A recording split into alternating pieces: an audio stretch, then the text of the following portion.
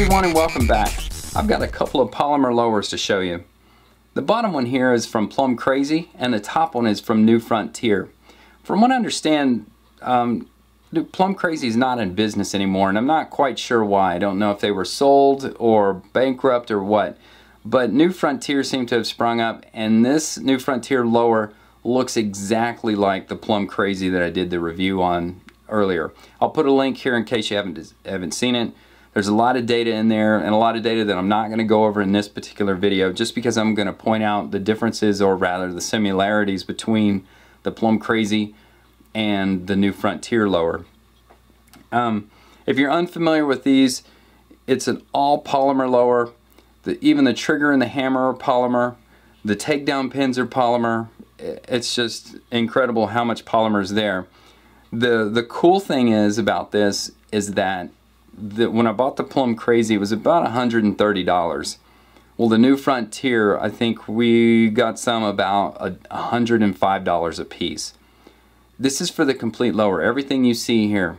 So for roughly $105, let me get that out of the way, say $105, $110, you get the whole lower half of the AR15. Now all you need to do is put on your upper, complete upper, and a magazine, and you're ready to rock. I mean, this comes with the adjustable stock, tube, buffer, everything you need. Looking at this, like I said, it looks exactly like the Plum Crazy, except they've taken and they put the little bullet marks on the side. So now we have the little safe symbol with the bullet with the X and then the fire. There's not one in the back, but there's a space for it. Looking at the Plum Crazy, let me slide that in here real quick. You'll notice that they just put words on there. And I've upgraded the furniture on this Plum Crazy, as you can tell. But on the other side of the Plum Crazy, there's no bullet markings whatsoever. But on the New Frontier, they've put the markings on the other side as well. You'll notice that the logo for the New Frontier up here on the mag well on the right side is very similar to the Plum Crazy. So it's almost like they use the same mold. I wouldn't be surprised if they did and just changed the wording. But the similarities are uncanny. I mean, they look exactly the same. I don't know if I went over this in the other video, but another cool feature about the Plum Crazies, if you are lefty, is that the safeties, or the fire select rather, is ambidextrous. So for example, this is set up for a right-handed shooter. You would, actuate the safety with your left hand, or your right hand rather.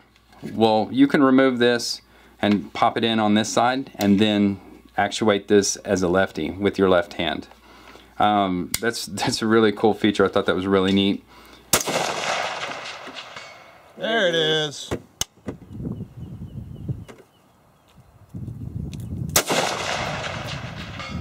Nice.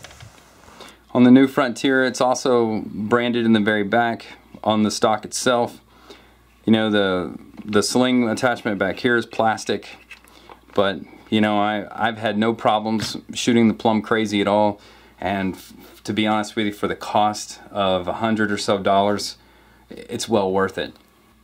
So there's not many differences between the Plum Crazy and the New Frontier lowers, and I've had excellent results with the Plum Crazy, and I would not hesitate to get another a New Frontier for that matter, especially for the cost. You just can't pass that up.